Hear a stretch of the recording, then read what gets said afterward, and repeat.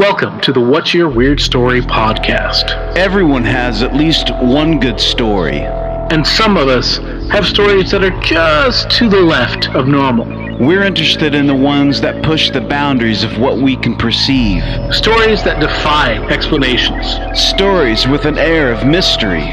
Stories we might not share for fear of being thought of differently. But don't worry, we're all friends here. So, what's your weird story?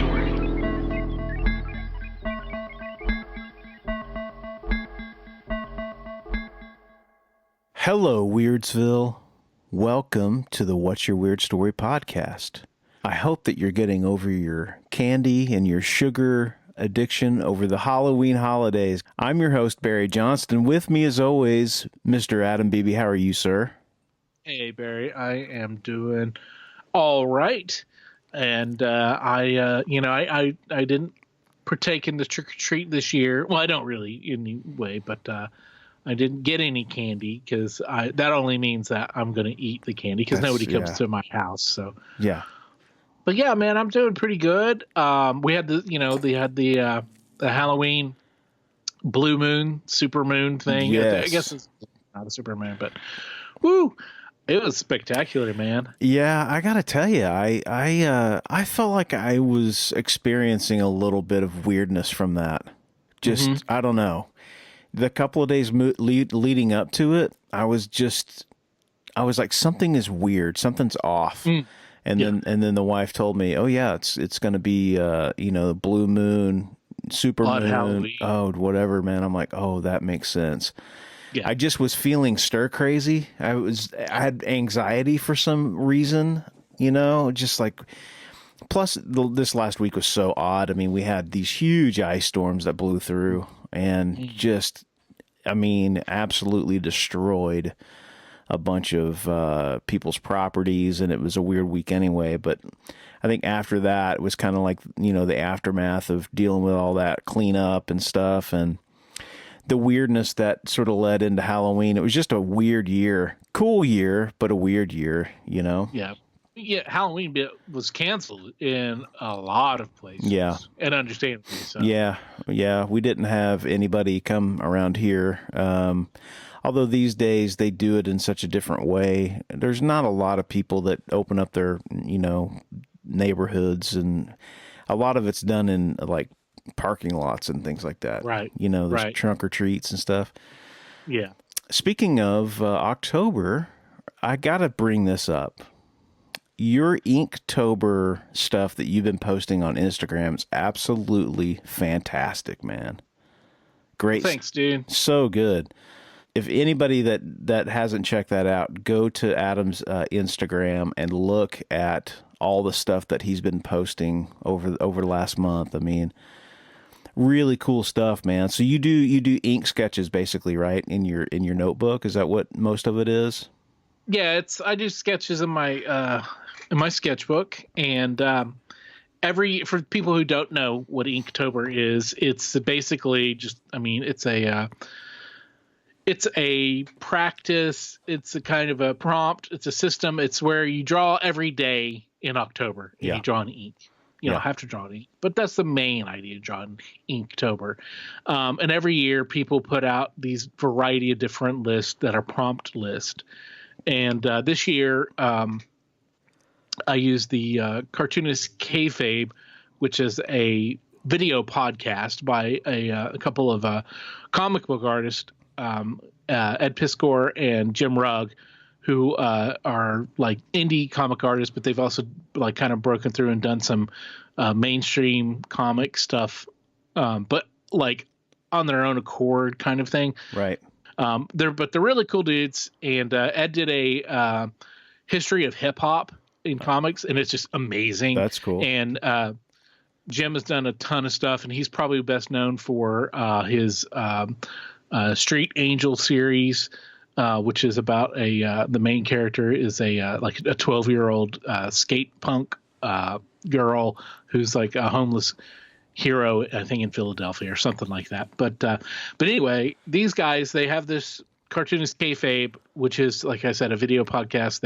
They put stuff on YouTube all the time, and it's really cool, very informative if you're interested in art and comics and that culture. And so they put out a list, and every day is a different prompt, and it will suggest like a style of an artist or inspired by this artist or this kind of comic or this genre or whatever, all these different things.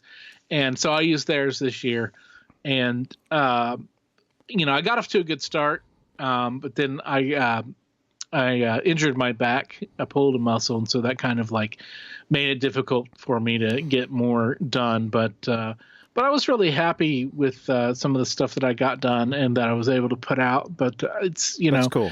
But yeah, I mean it's really cool, and it's just like it's a fun thing, and especially it gets me my brain thinking, my art brain. It prompts me to make art and to sketch and to draw and stuff, Right. which is, I mean, honestly, this year's been very difficult to find that kind of inspiration to create. Sure. So it's been really good for that. But I got a good number of them done, a handful of them, probably maybe like half of it. And which I plan on doing more. I may go back and just finish it off on my own. Right. But yeah, I got some stuff, and I got a couple more that I need to finish before and publish and print and publish them, put them out on the internet. Sure. On my Instagram. That's awesome. Anyways. That's cool to have something like that to draw inspiration from, Yeah. I think that's a niche thing, because like, you don't really see that in the songwriting world, it's like, Right. To put something up and say, okay, we're going to go in this direction, and it must make you sort of have to rethink how you do stuff and just like try to fit into that kind of a style. It's cool. That's a really cool idea. I dig that. Yeah, there's like I said, there's tons of different lists that different people come up with and put out there, and and some are much more vague, where it's like one word or something like that, and it's really open to interpretation. Sure. But and I like those as well. But like this, I either will give myself like an assignment, the stuff that I want to do. But like I said, this year with the Cartoonist Kayfabe list, it was just so much for me to really nerd out on, because I did research and I find panels or whatever, and take inspiration and redraw those or do twist on those. Yeah. Because like one of the drawings that I did was like it was Jim Rugg, who's one of the hosts of the Cartoonist Kayfabe. And I remember a long time ago, one of the early episodes, he talked about when he was I think like 16 or something, maybe a little bit older. He went for Halloween one year. He was the Crow. And so I found a portrait of him, and then I drew it as the Crow. I saw that. That's cool. And I didn't know who that was. So I was like, I don't know who that guy is, but that's cool. So that's awesome. Yeah. So man. that's the guy on this. And then the other guy with Ed Piskor, there was for him, they had an assignment, where a day where it was, the prompt was Ed Piskor. And I was like, what can I do? Something that he's done. And then I was like, I found this old photograph of him from his early days as a cartoonist, sitting at his drawing table, completely naked. And so you can't see anything, but but so like I drew him in that, but I updated it a little bit with his glasses, and he's always wearing one of those bucket hats. Put one of those on him and stuff, and cool. He liked it, which was really funny. So that's cool. That's funny. That's awesome, man. Well, speaking of nerding out, I want to nerd out on our guest today. She has been with us before. She gave us some great stories, the Pooh People being one of them.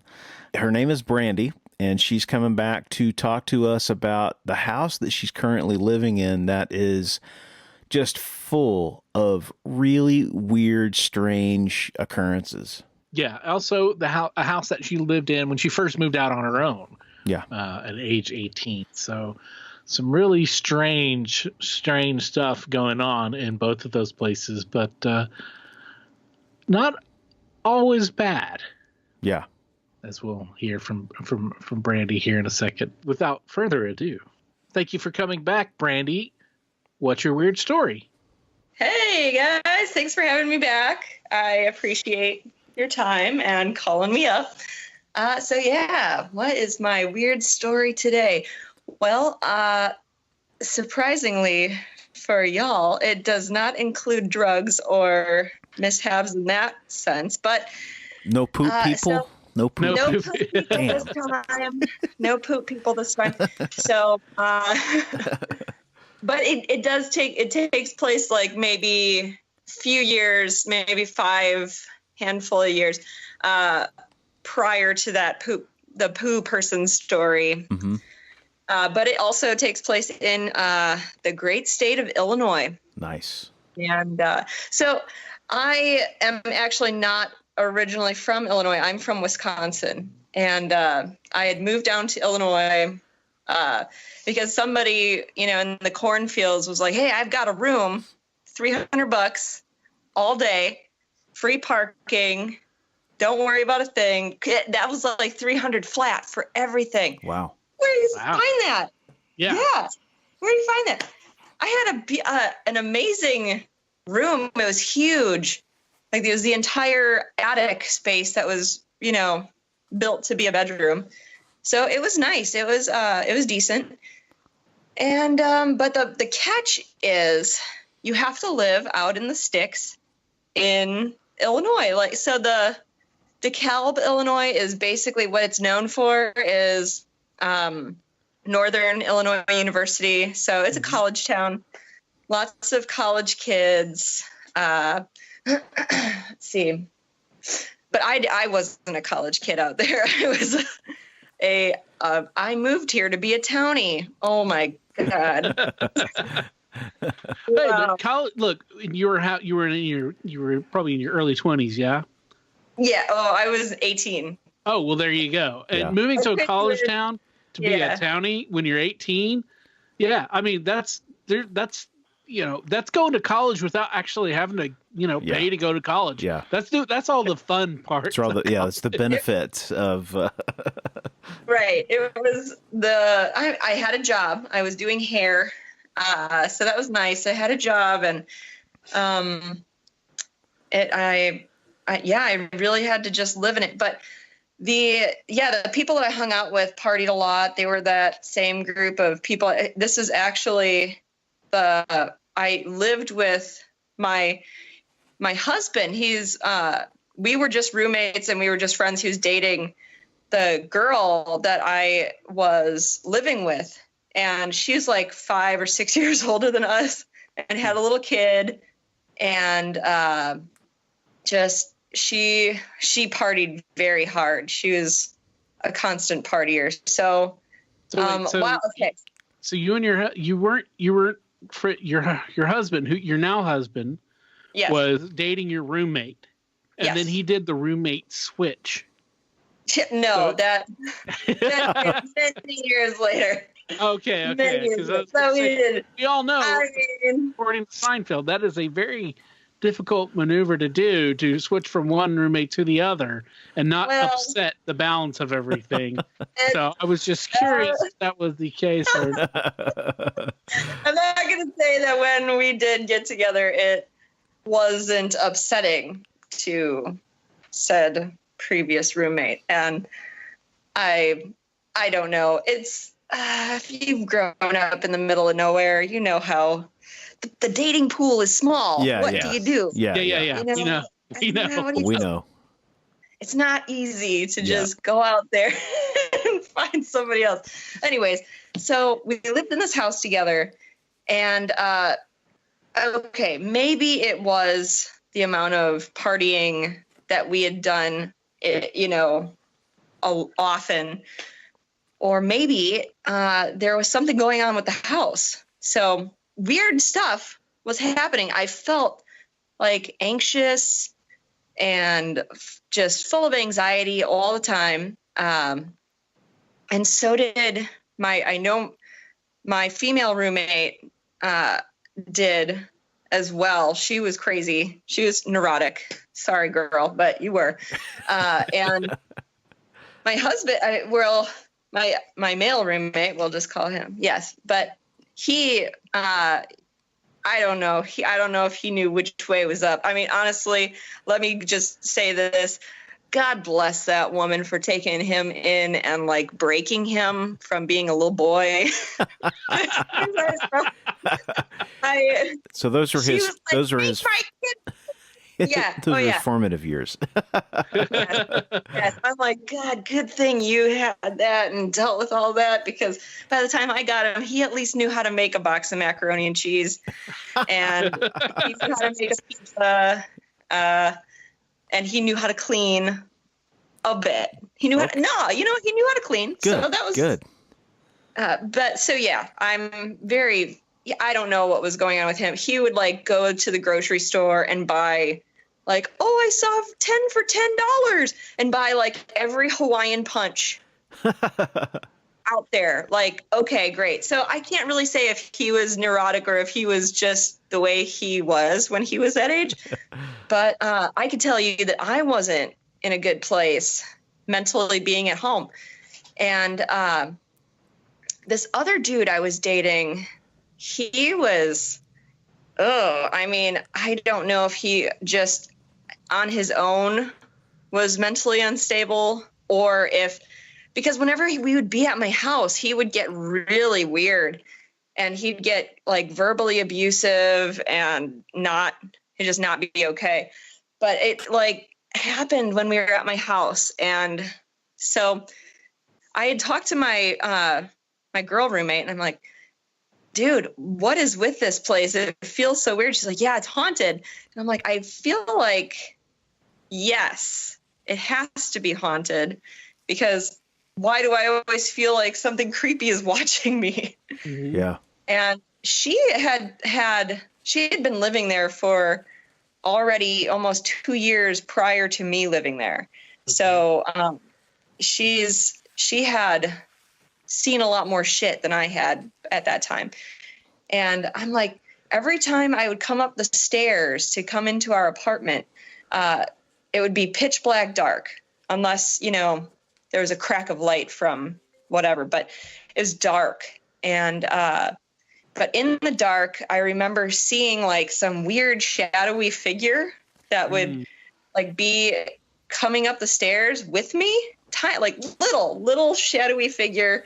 And it would wait at the door, and then I'd open the door to the apartment and it would like run in and disappear. Whoa. Damn. Yeah, it was weird. I never felt like overtly creeped out by that, whatever that was, but that was there. And there were times where we would hear, footsteps upstairs, like they would hear footsteps upstairs. I would be at work, so they'd know that nobody's upstairs. My roommate, she was like, I am sure that, somebody's upstairs because I just heard people walking around. I'm like, girl, I am at work. And then, oh man, like the mirror in the bathroom, you'd take a shower and there was always this little girl that would look at you through the mirror. What? Yeah, that was weird. I didn't see her that often. She was probably about 5. But Jim, he would end up seeing her a lot more often than I did. And he's like, I always catch like I'm getting, dressed in the bathroom and then I see like this tiny little person watching me. It's like, and it's not the little girl that lives here. It's not the living child that lives here. Okay. It's somebody a little bit older. And he's like, I always see her in the mirror. And I caught a glimpse or like a figure of her in the mirror once. And that was frightening. But my roommate, she had said before I moved in that there were instances where she was hearing like the cabinets in the kitchen like opening and shut, and her kid was definitely not old enough to be doing that at that time, or even moving around You know, her kid was basically a potted plant at that point in time. So I'm like, girl, why are you still fucking living here? Excuse me. Why are you living here still? Why are you doing that? I would have been out. Yeah. But the rent is so good. What are you going to do? Yeah. True. So. Do you remember you said you caught just glimpses, but do you remember much about the glimpses of the little girl, what she looked like? She looked to be like a 5 or 6 year old. Okay. I didn't really get to see much of what she looked like, and it's been quite a number of years, but right. There was always this looming feeling of, you know, somebody watching you, somebody being with you, and it wasn't a welcome feeling. I remember feeling it was not a good feeling. So that freaked me out. Then there was a point in time where I was hearing, there was a lot more auditory hallucination type hearing things. I feel like that I experienced, like my roommate, she would hear, you know, the cupboard slamming and things moving around, but she would come in and nothing would be out of place. Wow. I was hearing we were hearing people move around. We were hearing people. I would hear people downstairs, but there would be nobody home. Just weird hearing things. Mm-hmm. Yeah. And there were times where it was like I was almost hearing people talking, like just, you know, chattering, I guess, people thing. And I couldn't pinpoint who it was. And I'm like, are they home? But it was so weird. But the feeling was so, how could I explain this? Prickly. It felt scary at times. It felt like, oh, I don't want to be here anymore. So I'd go and I ended up staying at my my then boyfriend's house often, even though his house was a dirty rat pad. It was so gross, but I'd stay there because I felt like nobody's watching me here. Yeah. It's not weird. But so it got to the point where it was really bad. One night, I remember I was trying to sleep in my bed, and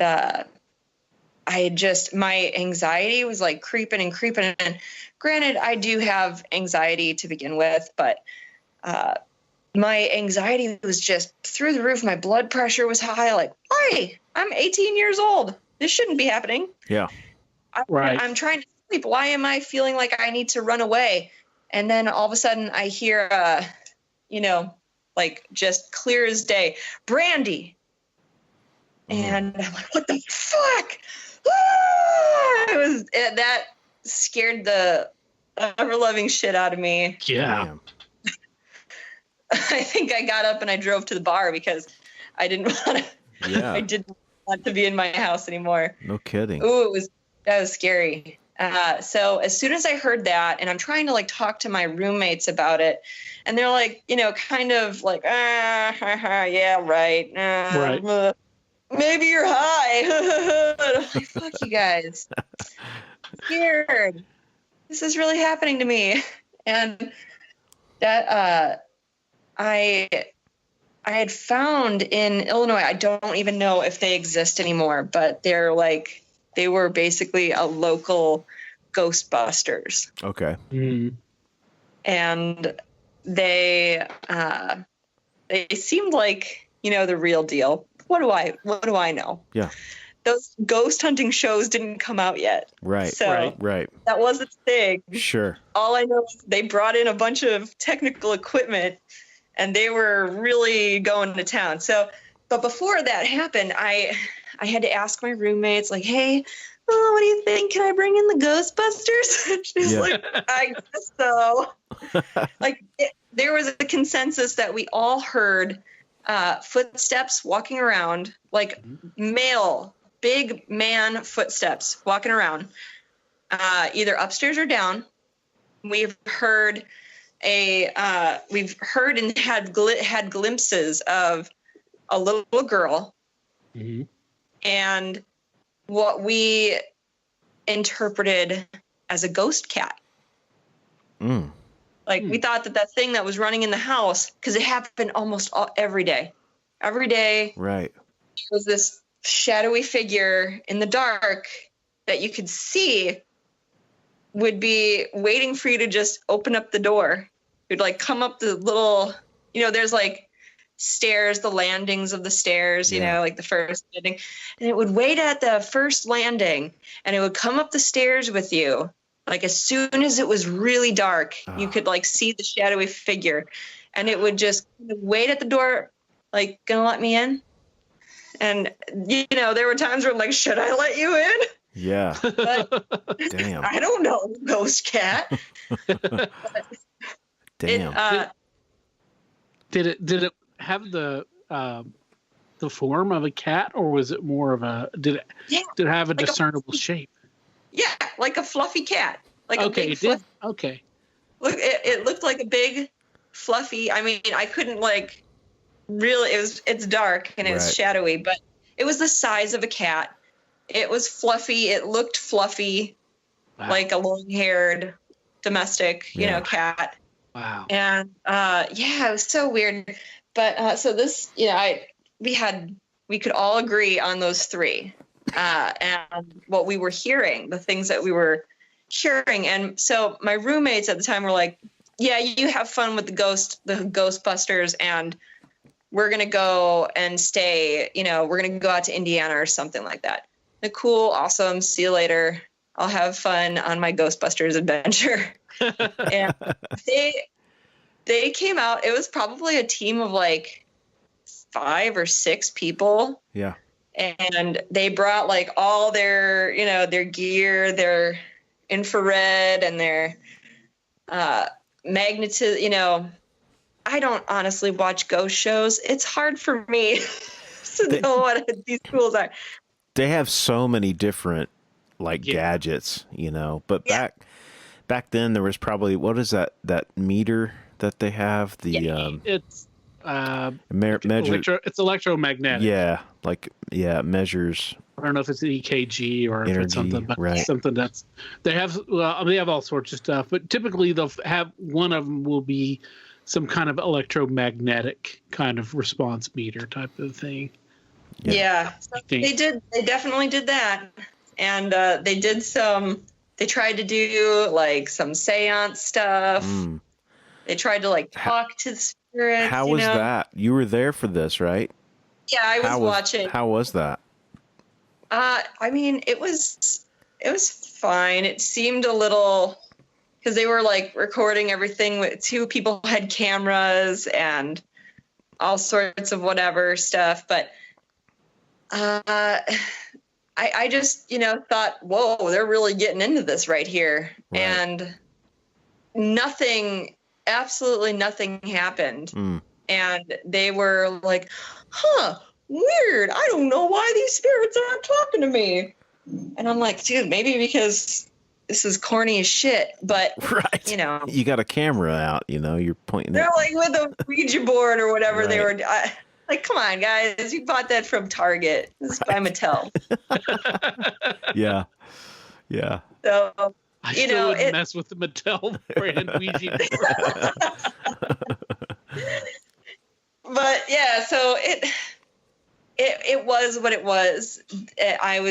I felt better after I had them there, but they were walking through every room and they're trying to like catch any readings on, temperature and infrared or whatever, and the electromagnetic.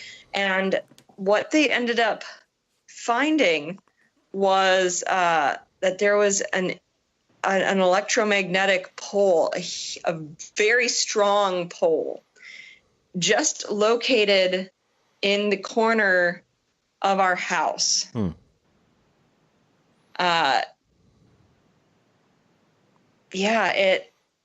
like, the readings on this indicate, that this could being near it and living near it is akin to living under power lines. Right. It helps magnify the spirits and give them energy or whatever. Yeah. Or, they kind of just looked at us. They're like, or it's just making you crazy. Right. Yeah. Right. Because What? They're like, yeah, we can't find anything with, anyone being here. And I'm like, well, then what the hell am I hearing? They're like, hallucinations, because you're living basically by this incredibly strong electromagnetic current. Wow.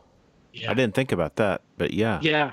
Yeah. There's the strong magnetic fields like that have been known to influence people to where they have hallucinations and they have these experiences in this. So it could be that was the source of all of this. They couldn't explain the ghost cat, though. Right. They're like, we got actual readings of like something on and a the ghost little cat. girl, though. But the little girl. Right. They couldn't explain any of that. Right. They could not explain it. And, for what it was, I'm like, at least, they could shift my attention to be like, that's not real. I'm crazy. Right. I ended up moving out like fairly quickly after that. But, and so did my roommates, and just the things that I had heard from them after they had, vacated and moved into another apartment, with how the child that actually lived with us, she was all of a sudden like speaking, using the, potty trained like that. Wow. Speaking clearly, where I remember my friend was like, my roommate was like, I think I need to have her evaluated for like early intervention. But it was like overnight. They moved out into, moved away from there. And all of a sudden, like a month later, she's like, bam, speaking like a 4-year-old. Wow. Everything, but, and you know what, now that I'm a parent, like some kids are just late starters on things, and some kids, they're going to do what they're going to do when they're going to do it. Right. And so it's hard to say now as a fully grown adult. Yeah. What was that something that came to play? I don't know, but either way, it was totally weird.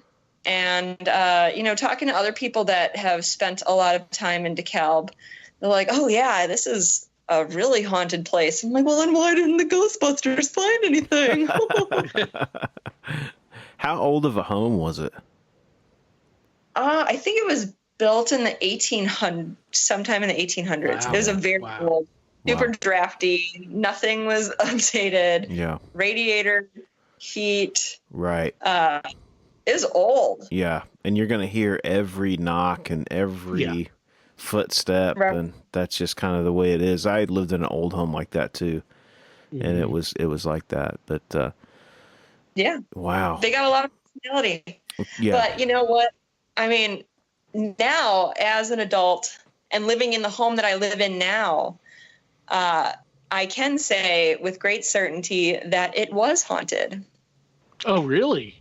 Yeah. Oh, yeah, for sure. And this is a good haunted story.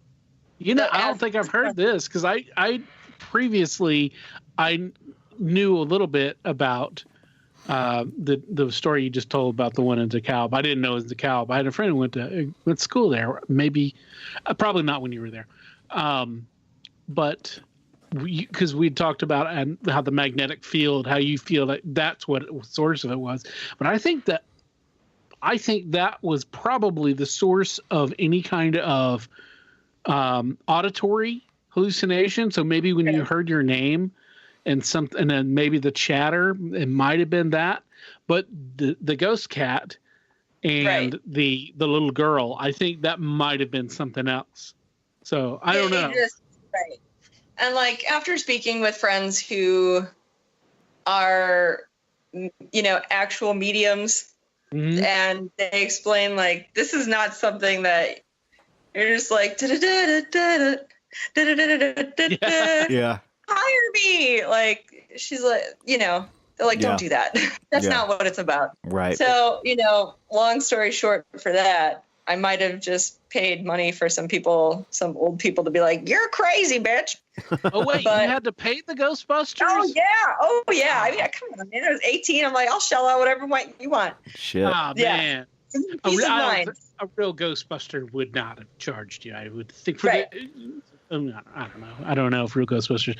I don't know. I mean, and obviously they're not Ghostbusters. They're, paranormal investigators. Right. That's right. We don't want to, joke on. We don't want to bust anybody's balls, but yeah, it sounds like those guys, or the Ghost Bros will bust their balls, but they're getting paid a lot of money than we are, so they can take it, I guess. I don't know.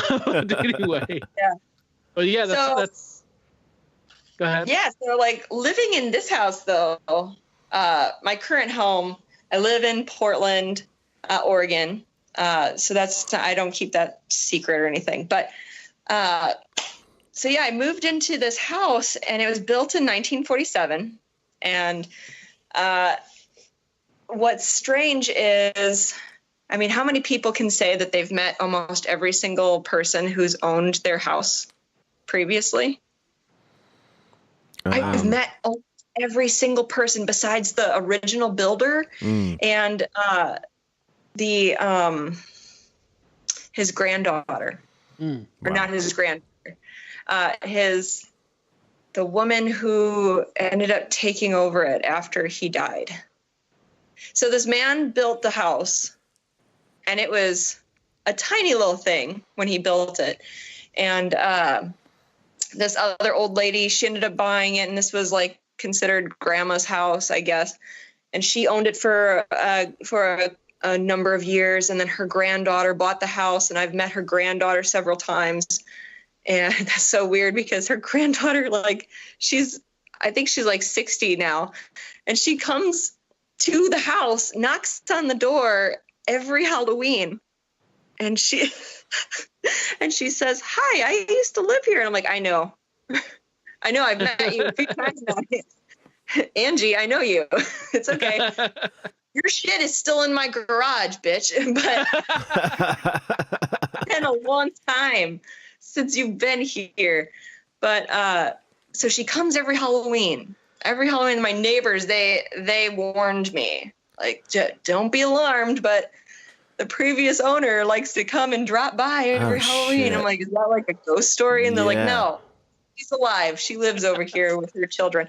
I'm like, okay. So, damn.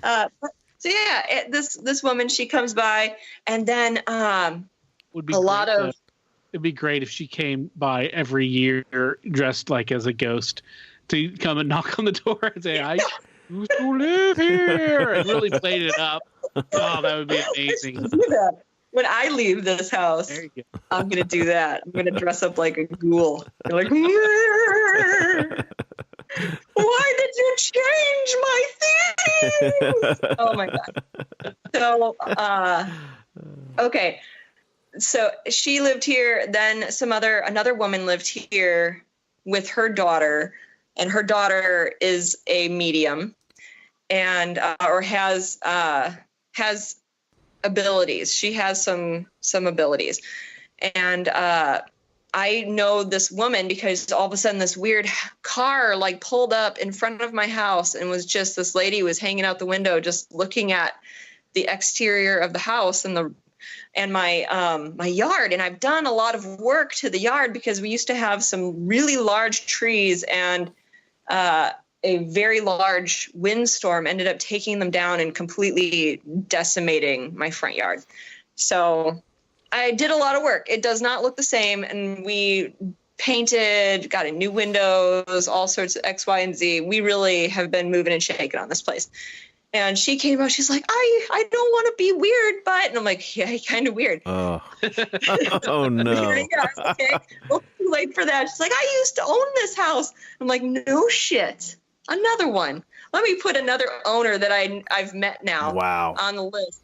And she sold it to the lady who lived here with her husband before, from the lady I bought the house from. And when I toured this house, the previous owner that I purchased from was home and has rheumatoid arthritis. So she was just blitzed. She was high as a kite. Just the whole place was like a Cypress Hill concert in here. Wow. And so I've met every single owner that are still alive. Very interesting. But that is. Over the course of so many years that I've lived here, immediately upon moving in, we had to live upstairs. My husband and I lived upstairs, and we did some work on the downstairs. It was so gross. Unlivable downstairs. So we were living upstairs it was untouched. The previous owners that I purchased from said, we haven't been upstairs in 12 years. And I'm like, well, you've owned the place for about 13. Wow. She's like, yep, I have not gone upstairs. It's just too creepy and weird. And she's like, we fixed the toilet up there once. And the man that used to own this house with her, when they say we fixed it, it means like we just wrapped some duct tape around the shit and called it good. Wow. So they had not been upstairs. She said it's too creepy up there. And I'm like, that's weird. Damn. Cool story, lady. We're up there, and it smells like, 1968. Yeah. And all the carpet up there was like long pile shag. My grandma had this brown shag carpet. Yeah. And we had that at my house growing up, the long brown shag carpet. You remember that, Barry? Oh, yeah, man. At the White House? Yes, sir. We called it the White House because it was white. Yep. But also it had pillars, and it was like one of the only in our town that had these pillars in the front. It was a nice house, but it looked real fancy. Yeah. I bet. Yeah. Pillars look nice. Everybody. That's right. Make you look rich. That's right. Yeah, exactly. Well, ironically, though, I think Barry's grandpa or great grandpa or something, somebody was the one who built the house. Great grandfather, yeah. Right. Oddly enough. His great grandfather built the house. My grandparents, my mom's parents, bought it and owned it and lived there for a long time. My mom grew up there. And then I was, when we were little, we lived there until I was probably like in middle school, I think. Yeah. So yeah. It had a lot of character. That was a cool house, and it was a creepy house too, man. Yeah, if there was any house that I've lived in, that would have been one that was potentially haunted. It would seem like it was haunted. Yeah. But because it had this really awesome basement, where one room was a big room and it had a big old style pool table that we used to play on, and a library of all these old National Geographic bound volumes that my granddaddy had, and then another room that was just kind of like a storage area, and then back in that was this room that we were never allowed to go in. It was a little office or kind of workshop room that we were never allowed to go in when we were little. And the reason was because that's where my dad would hide all of our Christmas presents. Right. So we were never allowed to go in that room because that's where all the good stuff was. Right. Not because it was haunted. No, not at all. So anyway, yeah, brown shag carpet. Sorry for that, but great. It was great. It was so smelly. It smelled terrible. I can imagine. They left. The previous owners left that carpet sprinkle. To make it smell better. Carpet sprinkle. Yeah. Did that. Left. And then the other room was so. This place is a damn Frankenstein house. There were additions added on over the course of the past 1940.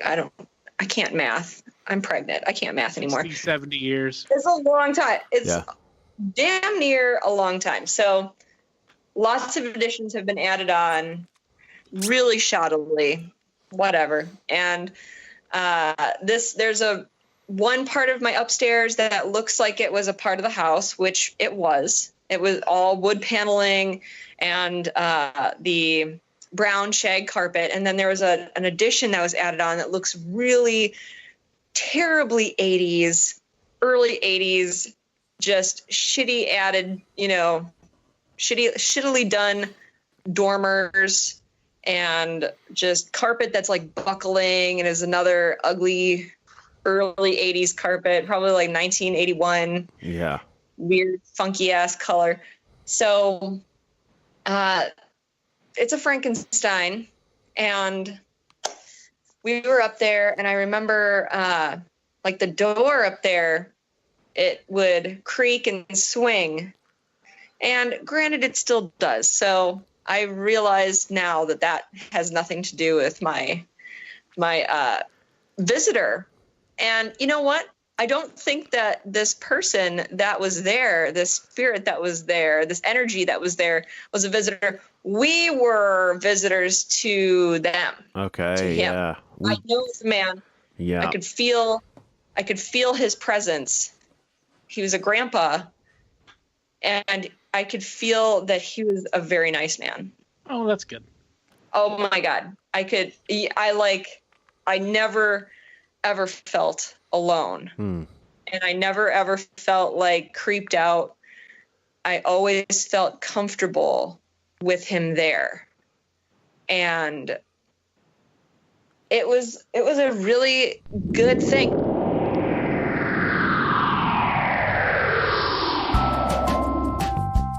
Hey man, did I ever tell you about this recent thing that happened to me? I was driving around in the country, and it was just after dusk, so there's a little bit of light still coming on out of the sky, but it was mostly dark. I saw this black school bus. I don't think I've ever heard this. Okay, so I saw this black school bus. All the windows were tinted, and it started following me for about 15 minutes. Whoa, no. Yeah. What did you do? I was at work. I was making deliveries, and I just kept making my deliveries, and like it would even stop and wait for me. Oh. And yeah, but it was never close enough to where I could see it or anything, but it was following me, man. Wow. Dang. That's just an example of another really weird story that happened to me and that could have happened to you. You don't have to have a UFO encounter. You don't have to have seen the ghost of your grandmother. You don't have to know what Bigfoot smells like to have had a weird story. Basically, what we're saying is weird covers a lot of ground here on the What's Your Weird Story podcast. And we love hearing all of your stories, whether they're spooky, they're funny, they're bizarre, or they're just short, sweet, and unexplained. Kind of like our podcast. Moving out here from the Midwest, I had never been by myself. I'd never lived by myself legitimately. I'd never spent a lot of time just alone. I'd always had my boyfriend, my husband now, but there were times where he would be out. I remember he would travel like back home for whatever, and I was staying here. And usually I would get, pretty anxious back in the Midwest. I would feel like not super kosher. But here I'm like, wow, I'm actually doing really well for how alone I am right now.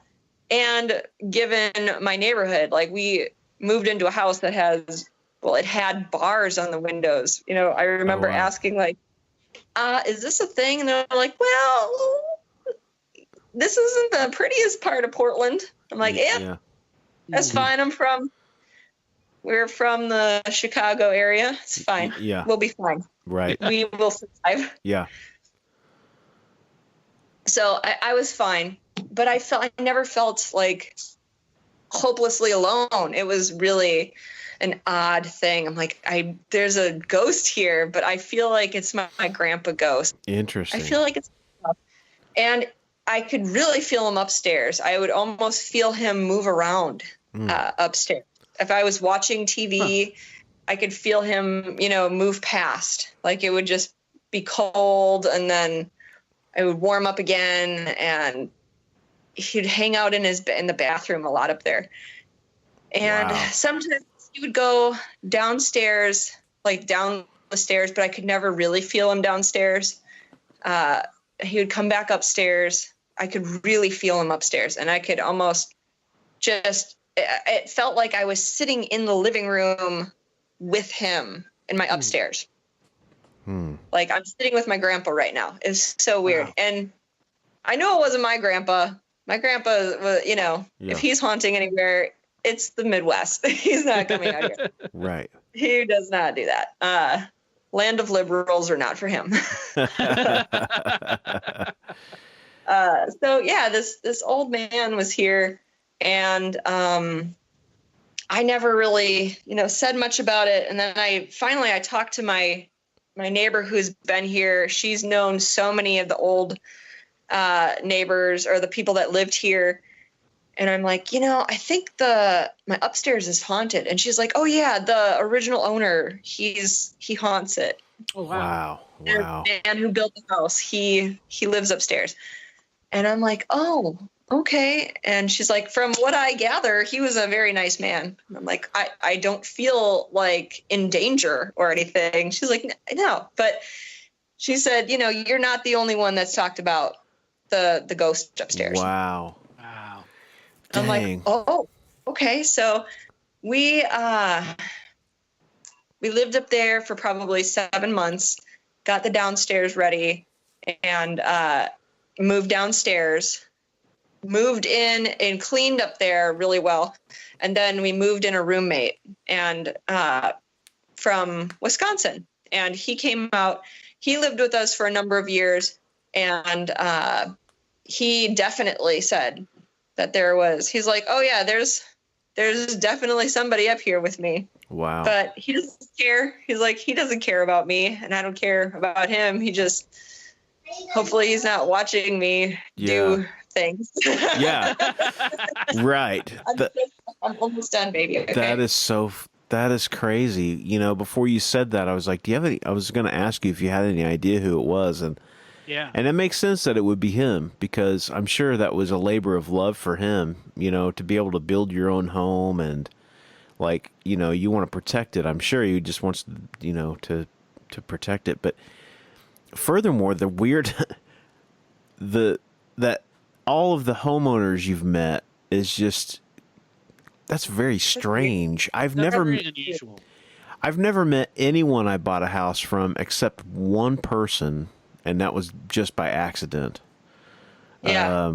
That's so weird, man. They usually, because for people that haven't bought a home, usually, unless you know the people, obviously, right. But they usually try to separate, like when you're signing papers and stuff like that, they don't want you to have really interaction with the other couple, so that's just so wild. And the fact that lady comes on Halloween is creepy, man. That's fucking creepy, dude. Are you going to see her this year, you think?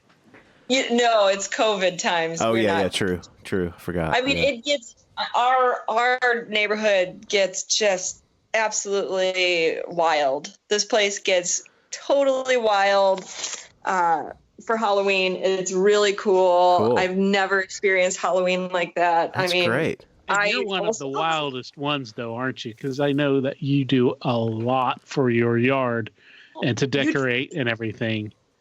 I thought that I was one of the wildest ones. And, people had told me, you guys do, like, you guys have one of the best houses here. And I'm realizing that it's because it's not very scary, and like it's very inclusive to all children, right. But from what I actually witnessed, like, whoa, these neighbors are getting out of control with it. They have dance parties. People they set up entire haunted houses. Yeah. It gets really cool. Awesome. And I'm like, that's so trusting to for parents to be like, you go to them and you can go walk through their haunted house, and I'm not feeling sketched out about it. I also, remember I grew up trick-or-treating when it was the Satanic Panic was going on. Yep. Yeah. Oh, yeah. We did too. Yep. Yeah, Satanic Panic, and the razor blades in all the candy. Yes. There's razor blades. They're poisoning the candy. Yep. They're stuff like that. People make handmade treats. Yeah, here, that's awesome. and it's not like a thing. And that's the way. That's the way it used to be when we were kids. And it just sucks that we lost that, because people are psychos, man. You know what I mean? Yeah. Well, a lot of it though was part of the Satanic Panic and a lot of urban legends that would go crazy. Yeah. Because like there were a few cases, but that was enough to make it, go catch fire, and it was a national threat. Yeah, it was everywhere. Was like this. So you go to the police department and have your candy X-rayed, and of course they never found anything, and they go and you do all those things, and that little old lady whose house you love going to because she made the candy popcorn balls, which always my favorite. Me too, man. Right. And she can't do it anymore because parents were saying, "Oh, we can't take that," and that little old lady's not going to be putting needles or anything like that in. Yeah. I mean, you were there last year, and she's going to do it. She lived in that house for 50 years, 75 years or whatever, Yeah. And that's and that's why it's so beautiful, like the amount of trust that people have here for each other and their neighbors, and it makes me never want to leave, honestly. Great, man. Because I talk to my parents, and they're like, trick or treat is on a Sunday from 11 to 1 o'clock in the morning, Right. Yeah. 11 a.m. to 1. And we don't get any trick or treaters now. I'm like, wow, that is so lame. Yeah. It's like, as soon as it starts to, like, dusk is for the children out here. And then once it's dark, it is no holds barred until we have teenagers, like, pounding on the door, like, please get out trick or treat. I'm like, here you go, children. And the kids are like, you got any weed? And I'm like, shut up, get out of here. Not for you, bitch. That's funny. Hell no. That's funny. Like, who's spending money to, like, get your children high? Not anyone. Okay. Yeah. So anyways, back to my haunted house. So the haunted house. My roommate lived here for a while. We had a roommate. And he said, there's a guy and it's fine. He's like, he doesn't bother me. So it's cool. Wow. Like, okay, cool. So we started to actually do renovations to the house. And I want to reiterate to you guys that when we purchased the house, it was in such a state of disarray that no maintenance or work had been done on the house in probably over 20 some years. Oh, wow. A very long time. Probably since that, the woman who comes knocking on the door every Halloween, 20 years, almost 30 years ago, she lived here. Wow. And she built the shitty dormers upstairs.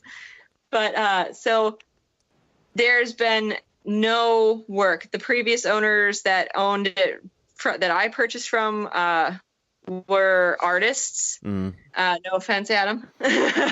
But I mean, the man did not do anything. Yeah. He did not. He peed in the sink downstairs. Oh, Lord. And drank a lot. I can honestly say I've never peed in the sink, that I remember at least. And even even when I would drink a lot, I would definitely. I'd go pee outside off my porch, sure. Right. Yeah. But not my sink. Oh, although, my God. The sink is typically I'm tall, it's a good level too, but so I'm not gonna do this. Right. He was very punk rock. They were old people. I mean, they're 68 when they're 68-year-old punk rockers, super punk, like old punk, crusty Portland people. I could not believe it. Yeah, wow. I'm like, damn, I am buying some real Portlanders. And then after about a year of cleaning up his shit, I'm like, I bought for real Portlanders. God damn it. Yeah. No shit.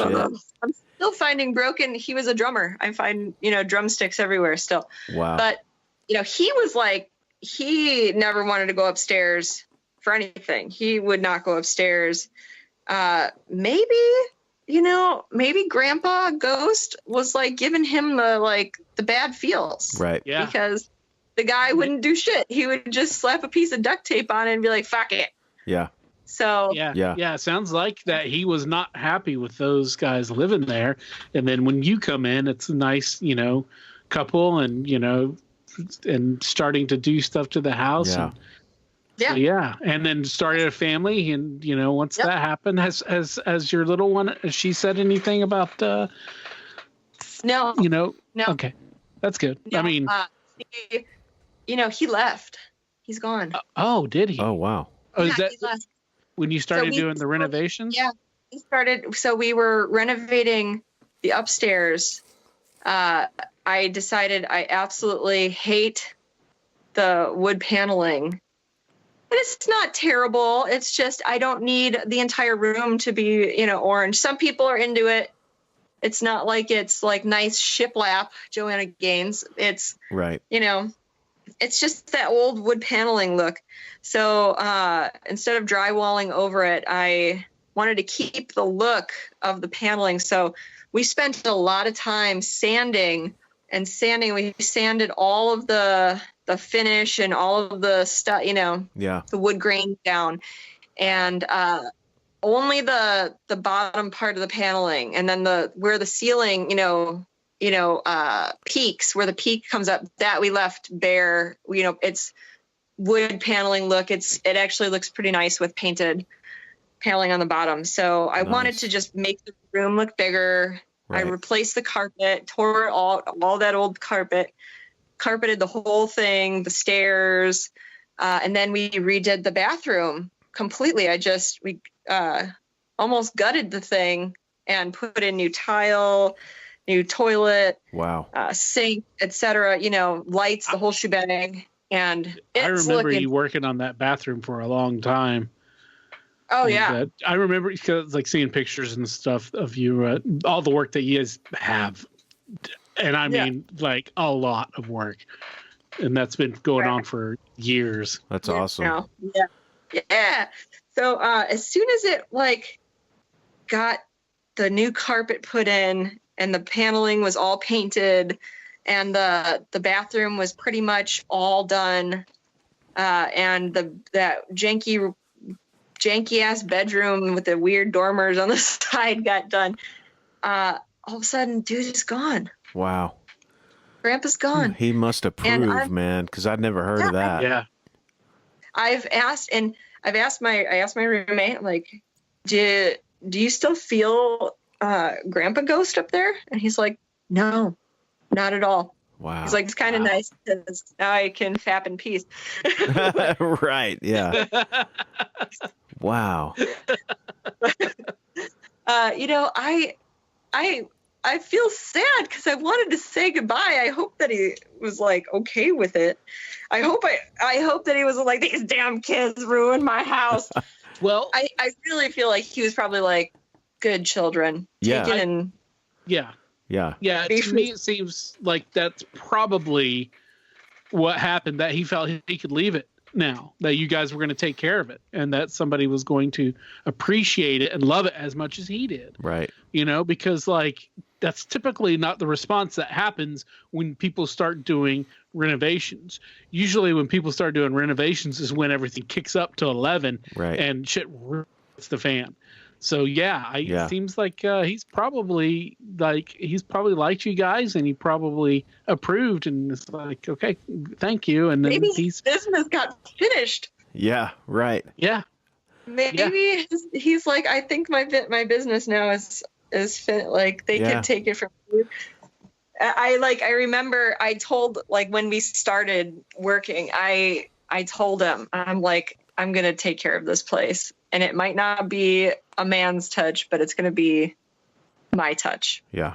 And we just went to town, and I'm very happy with it. I'm moving back upstairs, but good. So we redid the front windows. We took out tiny single hung windows and we combined them to make bigger windows because the house is so dark.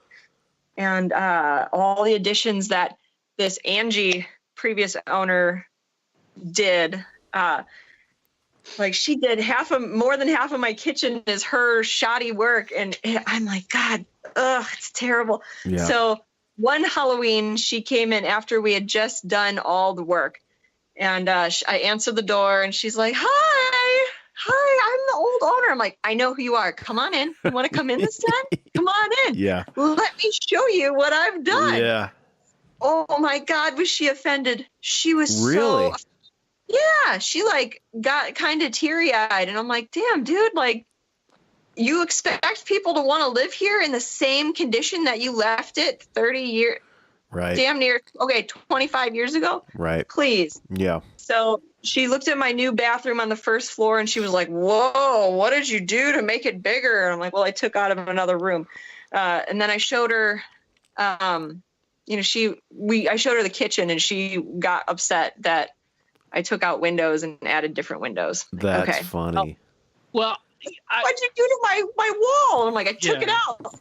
It's my wall now, bitch. Yeah. No. Now, I mean, I can understand why you've taken away her memory, you know? She Right. can't go there and instantly remember everything as it was. Right. And so that's why she, and it was her grandma's I can house. understand. That's why she said, right. But times move on. Right. It's your house now. She did stuff to the house. Now it's yours, and it's going to happen. So, Yep. It's transferred to 3 people's hand. 3 owners, but besides you, lady. So yeah. But I wanted to make mention of the woman that was hanging out the window, hanging out her door, her car, and said, "Oh, I'm blah blah blah. I used to own this house." When I talked to her, one of the first things she asked me was, "Have you met the old man?" Mm. Wow. And I'm like, "Yeah, actually I have." And she's like, "So it is still haunted?" Wow. And I said, "It was." And she's like, "How did you get rid of him?" And I'm like, "I didn't get rid of him. Grandpa could have stayed forever." But, maybe he's on vacation. Yeah. Most vacations could be a very long time. I mean, they've got literal eternity. So, yeah. I talked to her about it, and she said that her daughter, she's like, my daughter, we lived here for a number of years, and she's like, my daughter is different. And I'm like, oh, how different? And she's like, well, she can see and talk to, she hears them, and she sees them, and she can communicate with them on a different level than we can. And I said, oh, so she's a medium. She's like, well, I didn't want to say that because most people laugh at me. Yeah. But yes, my daughter is a medium. And I'm like, okay, well, I believe you because I definitely have had these experiences in this house. And she said that her daughter was very young and she would talk to the old man. And that's how they knew that it was the original, the original owner. Wow. And he died from, like getting sick. I'm pretty sure he got sick and that was it. But yeah, he's been here forever. And she said that he wasn't bad. She did say that there was something on the first floor, like someone on the first floor that she would talk to.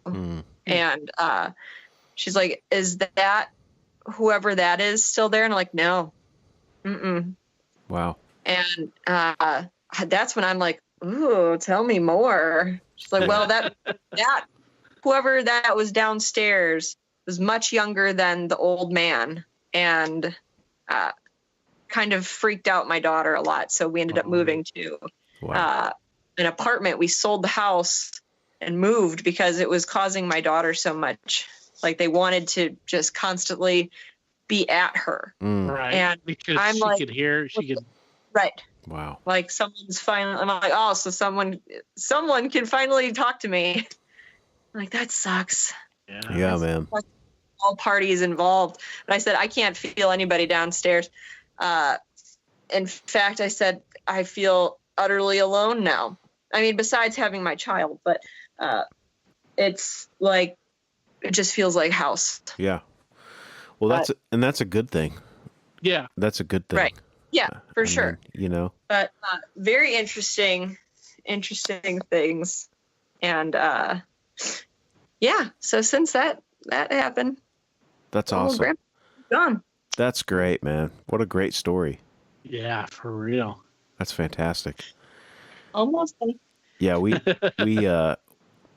so it's funny, those kind of stories, because we talked a little bit with that with Chrissy on the last episode about the movie The Others. And so when you started going into that, talking about renovating and stuff, I was like, oh, this is going to go bad. But it's great that it went the other way. It's fantastic. He must be happy. Yeah. Like you made his life. I mean, you know what I mean? Like that's probably all he wanted was just somebody to give a fuck about what he did, about what he created. I hope so. Yeah. Because yes, as soon as I started, as soon as the paint went up, honey, I'll be right there. Okay. I'm going to make dinner soon. Huh? Well, I'm busy, honey. Okay. Just keep, I'm almost done. Sorry. So yeah, I really hope that he was like cool with it and sure, just let it, just said, now my work is done. Yeah. Sure. I feel good enough to go on now. And then I think about like, how long was that poor man here? Yeah. That's a long time right to be here and, have to watch. So that the one owner that would come on Halloween, Angie, she would show up. And I remember I asked her if, is the upstairs haunted? And she said, yeah, I think so. She said that she had both of her babies in this house. She did, home births, like go figure, it's Oregon. Right. Everybody does it. Literally everybody does that. Yeah. So she's like, I had both of my babies in this house. We took care of them upstairs. We built that other room so that we could, have it be like a nursery and we could stay upstairs at the same time. And now I'm doing that. I'm going to be doing that. But she said that she would give the baby, one of her firstborn, like a bath in one of those little, infant baths in the sink upstairs or whatever. And she said that there'd always be a presence. There's always this presence behind me, watching me care for my baby. And she's like, I never felt like it was wrong or bad. I felt like, she's like, I felt like my dad was with me. Wow. She's like, my dad's alive. She's like, but I felt like my father was with me. Wow. Just like happily, like very joyful, like lovingly, watching me care for my child. That's so she's cool. like, we didn't, it didn't chase me away, but she's like, why are you experiencing a haunted upstairs? And I told her, this is before we ended up renovating. I'm like, yeah, there's still living up there. Yeah. Right. And Damn. he's like, well, he's not bad. And I'm like, I know. It's, my poor roommate just, he wants to fap in peace. Oh, that's the one thing about a haunting. You just, you need some privacy, for God's sakes. Yeah. Right. For sure. He's like, I hope you're not here. Close your eyes. Yeah, close your eyes. I'll put a sock on the door so you'll know to leave. Oh, that's great. Well, Brandy, thank you. Thank you so much for you're coming welcome. on, man. You're so great. I mean, thanks. Yeah, we love having you on here. So anytime you want to come on, you're more than welcome. Cool. Thanks. I would love to. When next weird thing that happens, I'll let you guys know. Yeah.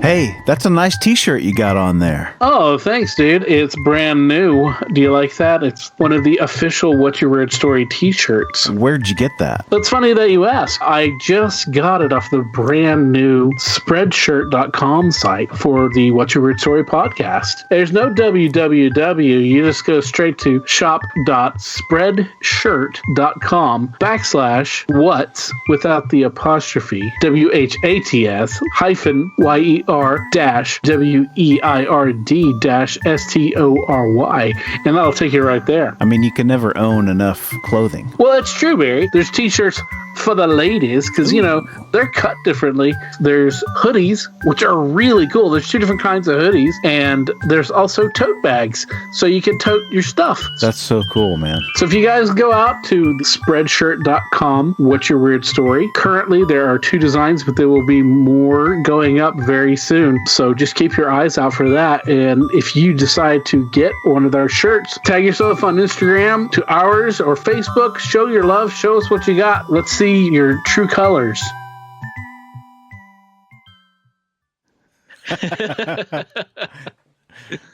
We're both sitting here trying to figure out how to react, and I think that you know, I mean, this is cool. It's a cool episode. It's really great. Really runs the gambit because you've got Grampa Ghost, who seems like, you know, a cool dude, just, you know, chilling out, or was, you know, and he was there to her, but obviously to the people that were there before. You know, I think he was upset with everybody else that was there, that lived there, until they moved in. I do too. Most stories that you hear about this kind of stuff when you start doing work on homes doesn't go well. Yeah. Where in this case, it did go well. And just, you know, taking what she talked about, what she knew about the guy, it sounds to me like he's pretty happy with the way things are going. And I think that he probably was just sticking around to like protect his property that he worked so hard to build. And watching people just not give a shit about it probably drove him nuts, I'd imagine. And so it's cool that she's had a positive, experience with it. He wasn't upset with them. He was a kind of he was like a roommate ghost. Yeah. He was a casual friend ghost. You know, he didn't interrupt. He was just kind of hanging out, and you know, and then he was like, okay, well, hey, you know, he moved on, you know. Whereas with the other people, you know, obviously there was something going on that they didn't want to share, because they were, you know, I mean, the one couple didn't go upstairs for years. Yeah. That's crazy. It is. That is bizarre.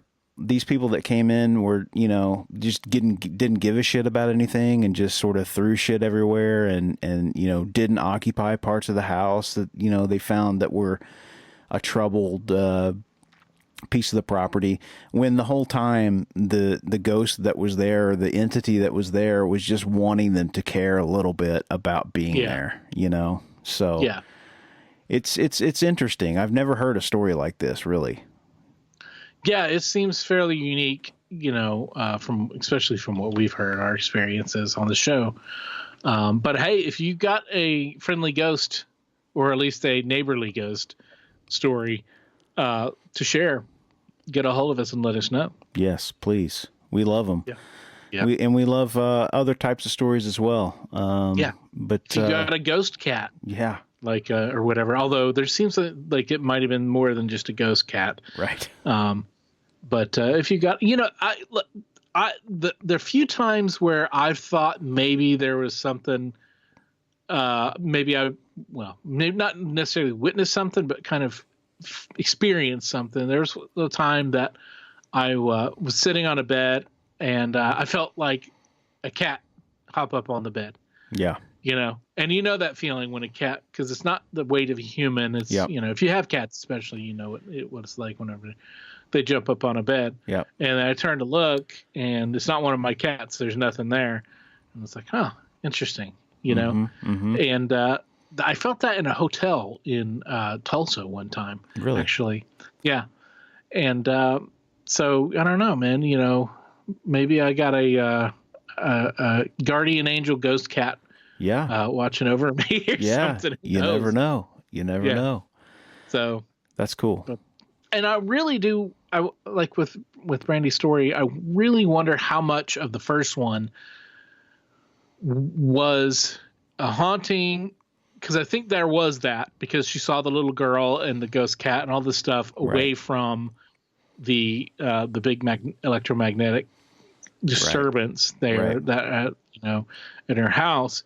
How much of it was that was real compared to what was caused by that disturbance? Because that can affect people. That's why we have usually have those big, powerful transformers and stuff away from where people live, because they can affect your brain. And one of the things they can do, especially, is make you hear things. That's maybe that's could be 50%, could be could have been none of it.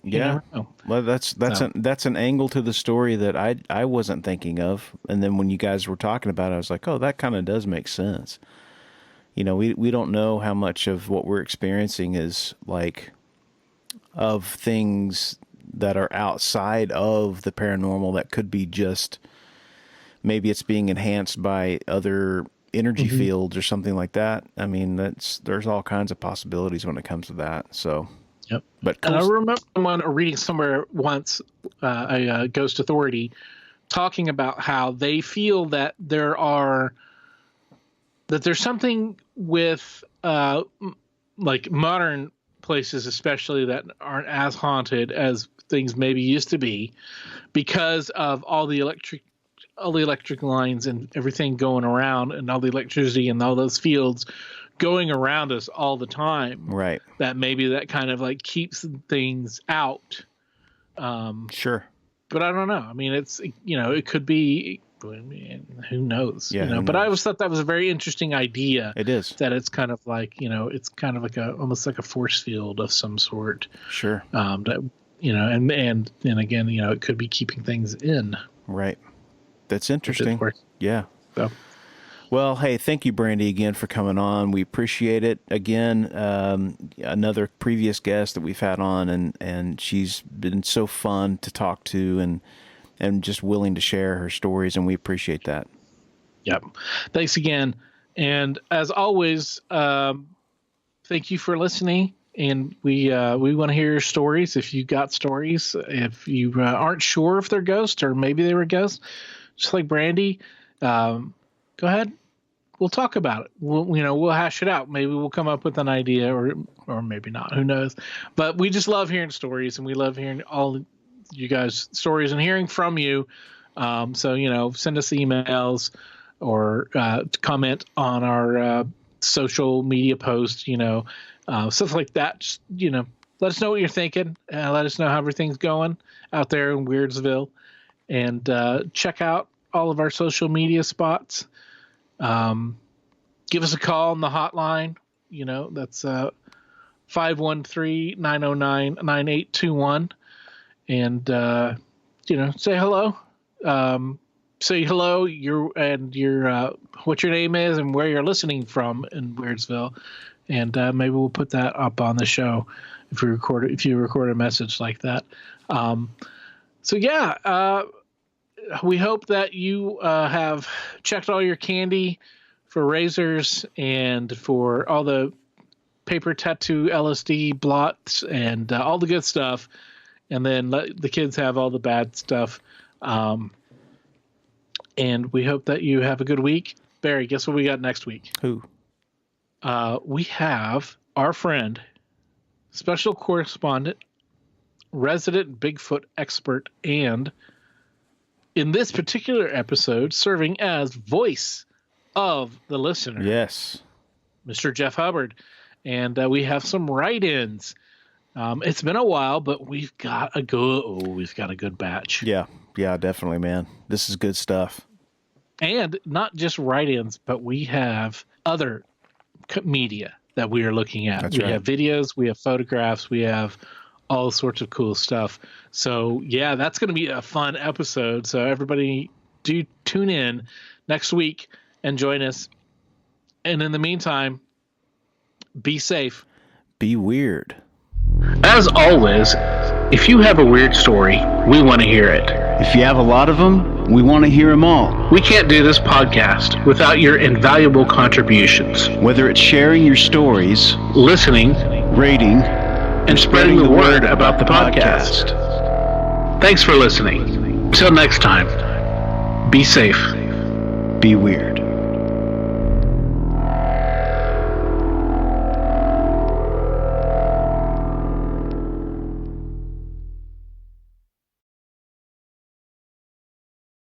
The stories presented on the What's Your Weird Story podcast are, to our knowledge, true experiences that our guests have had. We can't take the time to research all claims made, and besides, it's just not as fun.